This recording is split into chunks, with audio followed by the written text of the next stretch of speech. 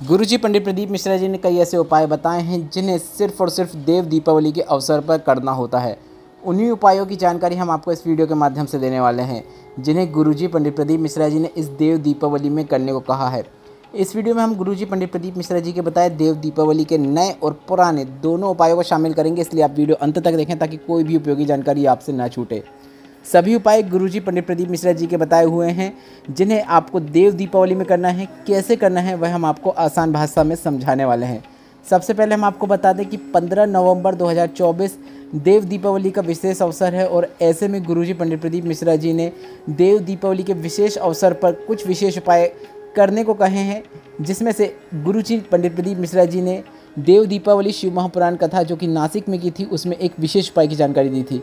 गुरुजी ने कहा जिस घर में 5 दीपक देव दीपावली के दिन प्रज्वलित किए जाते हैं उसके घर पे माता लक्ष्मी प्रवेश कर जाती हैं और वर्ष भर अपना वास करती हैं और उसके घर में कभी भी किसी चीज़ की कमी देखने को नहीं मिलती है। काफ़ी सरल और आसान उपाय है। 5 स्थानों पर आपको 5 दीपक प्रज्वलित करना है। कौन कौन से स्थान हैं अब आप वह भी समझ लीजिए। पहले दीपक आप किसी नदी या तालाब या घाट में प्रज्वलित करें। कार्तिक पूर्णिमा की विशेष तिथि है, देव दीपावली की है। ऐसे में अगर आप किसी नदी या घाट में जाकर दीपक प्रज्वलित कर देते हैं तो ऐसे में आपके घर में पितरों के साथ साथ माता लक्ष्मी और अन्य कई देवी देवताओं का आशीर्वाद आपको प्राप्त होता है। तो आपको पहला दीपक नदी तालाब या घाट में प्रज्वलित करना है। अगर आपके घर में आसपास नदी तालाब या घाट नहीं है तो आप अपने घर में पानी के परिंदे के पास यह पहला दीपक प्रज्वलित कर सकते हैं। इसके बाद दूसरा दीपक आपको किसी एक वृक्ष के नीचे प्रज्वलित करना है। कौन कौन से वृक्षों के नीचे कर सकते हैं वह भी सुन लीजिए। बेलपत्र, आंवला, वट वृक्ष मतलब बरगद का पेड़ और पीपल, इनमें से किसी भी एक वृक्ष के नीचे आपको एक दीपक प्रज्वलित करना है। नदी वाले दीपक में भी आपको लंबी बाती और घी का उपयोग करना है। वृक्ष के नीचे वाले दीपक में भी आपको लंबी बाती और घी का उपयोग करना है। इसके बाद तीसरा जो दीपक रहेगा वह आपको अपने घर में, अगर आपके पास भोलेनाथ का शिवलिंग है तो उसके सामने प्रज्वलित करना है। इसमें आपको गोल बाती और घी का उपयोग करना है। अगर आपके घर में महादेव का शिवलिंग नहीं है, भोलेनाथ का शिवलिंग नहीं है, तो आप भोलेनाथ के मंदिर में जाकर भी तीसरा दीपक प्रज्वलित कर सकते हैं। इसके बाद चौथा दीपक आपको अपने घर में तुलसी माता के क्यारे के पास प्रज्वलित कर देना है। आपके घर में जो भी तुलसी माता का क्यारा है, गमला है, उसके नज़दीक नीचे ज़मीन में आपको चौथा दीपक प्रज्वलित कर देना है।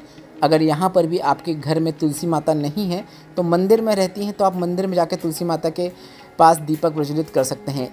इस दीपक में भी आपको गोल या लंबी बाती का उपयोग कर सकते हैं। दोनों प्रकार के दीपक लगा सकते हैं, जो आपको लगाने का मन हो आप वह लगा सकते हैं। इसके बाद पाँचवा और अंतिम दीपक आपको अपने घर में जहाँ पे आपने रंगोली बनाई है या फिर कोई चौक पूरा है वहाँ पर आपको पाँचवा और अंतिम दीपक प्रज्वलित कर देना है। अगर रंगोली नहीं भी बनाई है तो आप छोटी सी रंगोली बना दीजिए, उसके ऊपर देव दीपावली के दिन दीपक अवश्य रखिए। माता लक्ष्मी वह देखकर खुश होती हैं और आपके घर में प्रवेश कर जाती हैं और आपके घर में धन संपदा सदैव भरी रहती है। आपको कभी भी किसी चीज़ की कमी देखने को नहीं मिलती है।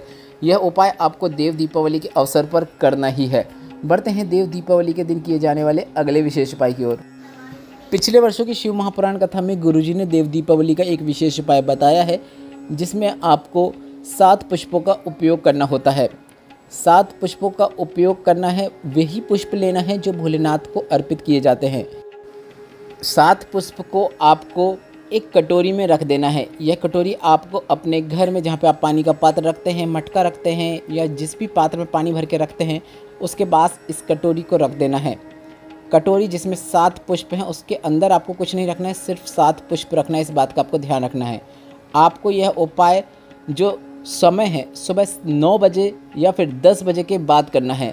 सुबह 9 बजे आप रख सकते हैं कटोरी या फिर 10 बजे रख सकते हैं। सुबह रखना है, इस बात का आपको ध्यान रखना है। जहाँ पे पुष्प रखा है उसके पास ही आपको 7 घी के दीपक भी प्रज्वलित करना है। वही कटोरी जो पानी के परिंदे के पास रखी है आपने, वहीं पर आपको 7 दीपक प्रज्वलित करना है। दीपकों में आपको लंबी बाती का उपयोग करना है, घी का उपयोग करना है।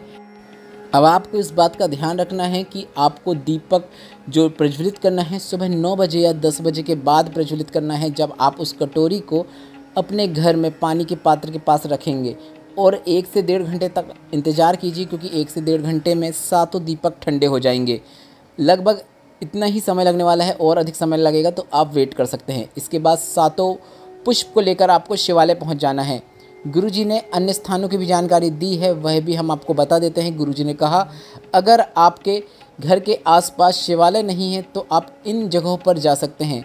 आप या तो शिवालय जा सकते हैं, या फिर भोलेनाथ के मंदिर के दरवाजे के पास इन पुष्पों को अर्पित कर सकते हैं, या फिर आप अपने घर के नज़दीक में कोई वृक्ष हो, जैसे बेलपत्र का वृक्ष, आंवले का वृक्ष, वहाँ पर इन पुष्प को अर्पित कर सकते हैं। अगर यह भी नहीं है तो आप किसी पवित्र नदी के तट पर इन सभी पुष्प, जो 7 पुष्प हैं, उन्हें अर्पित कर सकते हैं। अगर यह भी नहीं है तो पीपल के वृक्ष के नीचे आप इन 7 पुष्प को अर्पित कर सकते हैं। पीपल का वृक्ष ना होने पर आप आंवले के वृक्ष के नीचे इन 7 पुष्प को अर्पित कर सकते हैं।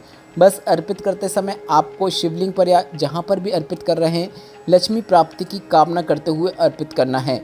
माता लक्ष्मी या फिर भोलेनाथ का नाम स्मरण करते हुए आप उन पुष्पों को अर्पित कर दीजिए। अर्पित करने के बाद एक पुष्प को आपको महादेव से कुबेर भंडारी का भंडार भरने के लिए निवेदन करते हुए प्राप्त करके वापस ले आना है। जहाँ भी अर्पित करेंगे वहाँ से आपको 7 में से एक पुष्प प्राप्त करके वापस ले आना है।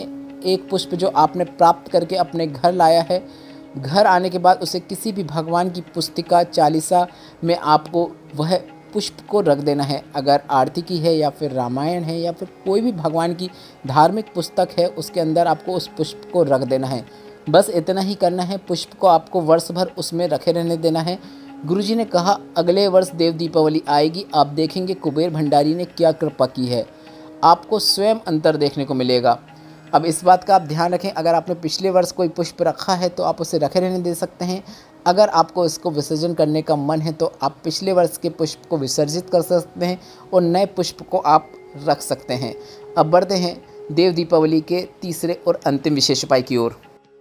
गुरुजी पंडित प्रदीप मिश्रा जी ने देव दीपावली शिव महापुराण कथा में एक विशेष उपाय की जानकारी दी थी, जो कि शीघ्र विवाह वाला देव दीपावली का एक विशेष उपाय है। गुरुजी ने कहा था, माता अशोक सुंदरी के स्थान पर आपको एक बेलपत्र अर्पित करना है देव दीपावली के दिन। किस प्रकार से अर्पित करना है? बेलपत्र की डंडी शिवलिंग में जो जलाधारी होती है उस ओर होना चाहिए, मतलब डंडी शिवलिंग की ओर नहीं होना चाहिए। इस प्रकार से आपको बेलपत्र को शिवलिंग में जो माता अशोक सुंदरी का स्थान होता है वहाँ पे अर्पित करना है। इसके बाद आप भोलेनाथ से श्री शिवाय नमस्तुभ्यम बोलते हुए, नमः शिवाय बोलते हुए, ओम नमः शिवाय बोलते हुए मंगल विवाह के शीघ्र विवाह की कामना कर लेना है। अच्छे रिश्ते की प्राप्ति होती है, यह निश्चितता है। अगर बालक या बालिका स्वयं के लिए उपाय करेंगे तो काफ़ी अच्छी बात है। अगर उनके घर का कोई सदस्य भी यह उपाय करना चाहता है तो वह भी उनके लिए यह उपाय कर सकता है। बस उन्हें महादेव से प्रार्थना करते समय उनका नाम और गोत्र बोलना है। इसके बाद उनके मंगल विवाह की भोलेनाथ से कामना कर लेना है। गुरुजी ने कहा, अगली देव दीपावली के पहले अच्छे रिश्ते की प्राप्ति होती है, मंगल विवाह होता है। यह विशेष उपाय आपको देव दीपावली के दिन करना ही है। आशा करता हूँ वीडियो में बताए गए तीनों उपाय आपको समझ में आ गए होंगे, पर अगर अभी भी आपके मन में कोई प्रश्न है तो वो प्रश्न आप कमेंट बॉक्स से जरूर पूछ सकते हैं।